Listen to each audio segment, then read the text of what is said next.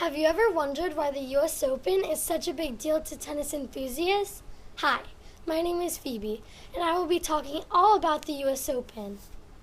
The U.S. Open was first played in 1881, and women did not play back then, just men. Women started to play in 1887. Each U.S. Open is 2 weeks long, and it's held in late August in Flushing Meadows, Queens, New York.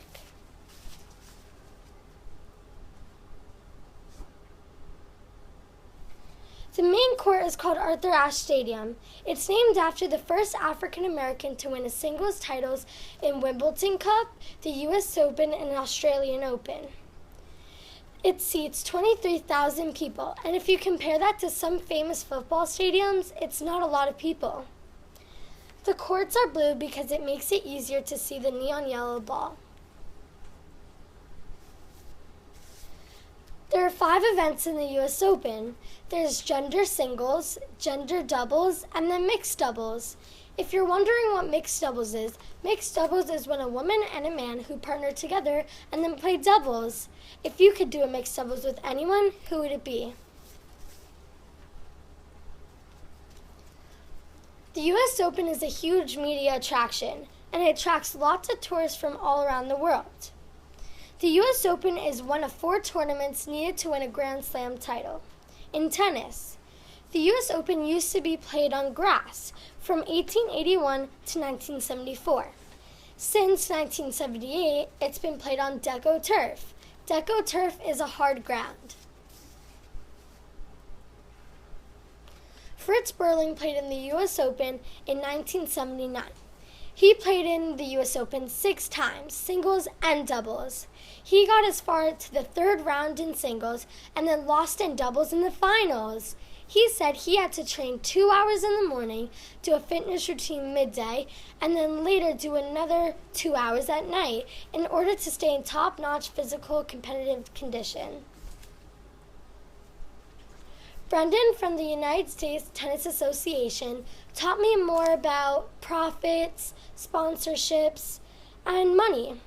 Brendan said even if a player lost in the first round, he or she would make about approximately $54,000. Last year had the highest attendance rate and had 770,000 people.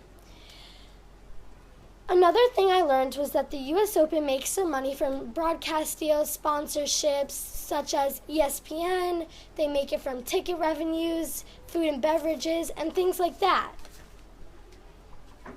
The U.S. Open became the first Grand Slam to ever pay their players equally, women and men, but it also became the first to use electric line calling.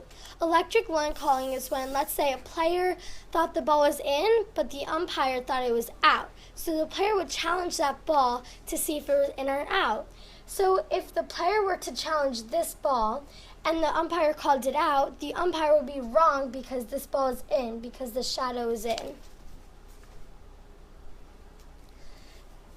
The most the player has ever been paid was $3.8 million, and that was last year.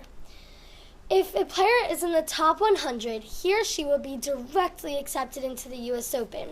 That's called a direct acceptance. Billie Jean King was a huge part of the U.S. Open history. She challenged a man named Bobby Riggs to play and see if she could beat him so the prize money could be equal. Guess what? She won, and now the prize money is equal between both genders. That match is also called Battle of the Sexes. I hope that you learned a lot about the U.S. Open. I'll see you there in late August. I'll be there.